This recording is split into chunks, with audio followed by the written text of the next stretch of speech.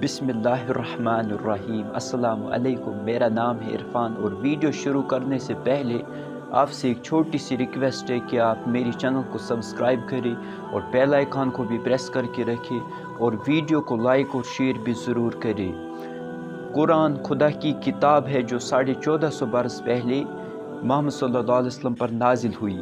جو امی تھے نہ وہ پڑھنا جانتے تھے اور نہ لکھنا۔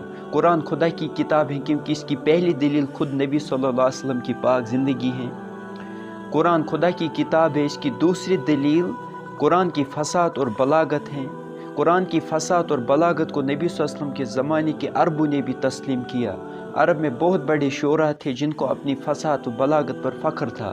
ہر سال شاعرانہ تقریبیں منعقد ہوتی تھی جن میں بڑے شاعروں کو انعامات دیے جاتے تھے کیونکہ ان کی پیش کی ہوئی شاعری کا کوئی متبادل نہیں ہوتا تھا۔ جب محمد صلی اللہ علیہ وسلم پر وحی نازل ہونے لگی اور لوگوں کو پتہ چلا کہ آپ نبی ہونے کا دعویٰ کر رہے ہیں تو وہ ہنسی مذاق کرنے لگے اور آپ کو نعوذ باللہ پاگل اور مجنون کہنے لگے۔ لیکن جب وہ قرآن کی آیات کو سنتے جو آپ پر نازل ہوتی تھی تو وہ دنگ رہ جاتے، کیونکہ ایسا کلام نہ وہ شاعروں سے سنتے اور نہ جادوگروں سے۔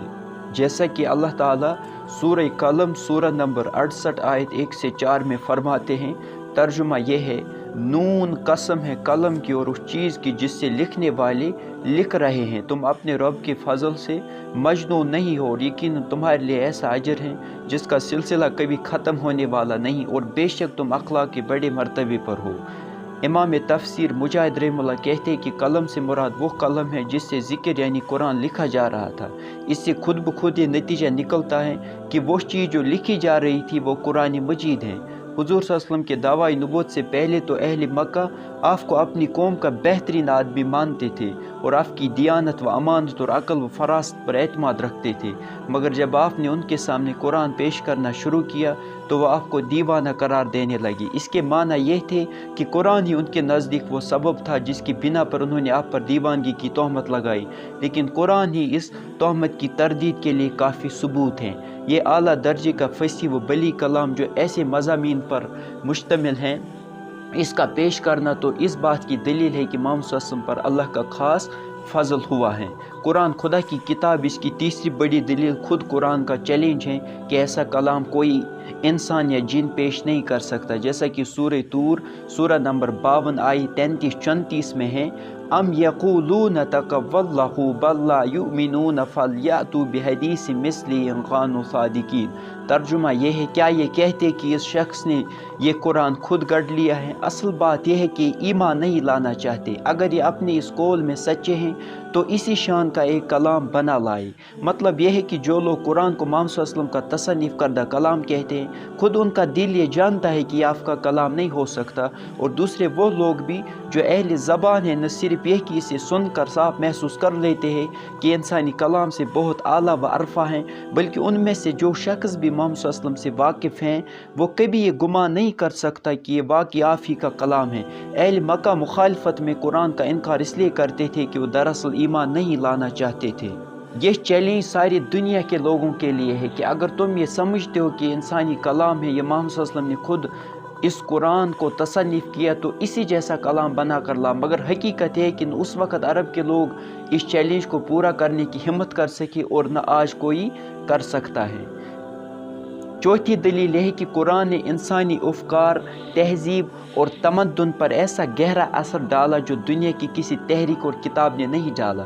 قرآن نے پہلے ایک قوم کو بدل دیا جہاں پر ہر قسم کی برائیاں عام تھی، پھر اس قوم کی ایک جماعت اٹھی جس نے پھر پوری دنیا میں انقلاب برپا کر کے ایک عظیم الشان تہذیب و تمدن کی بنیاد قائم کی۔ پانچویں دلیل ہے کہ قرآن میں جو پیشن گویا کی گئی تھی وہ بعد میں حرف بحرف پوری ہوئی۔ اگر یہ اللہ کا کلام نہیں ہوتا تو وہ پیشن گویا ساری کی ساری پوری نہیں ہوتی۔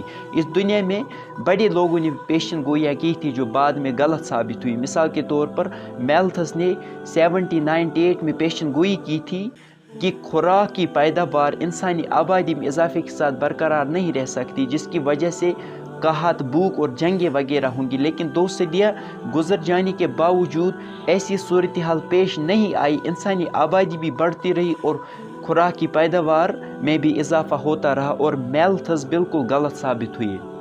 مگر قرآن نے جو پیشن گوئیاں کی تھی وہ حرف بحرف صحیح ثابت ہوئی۔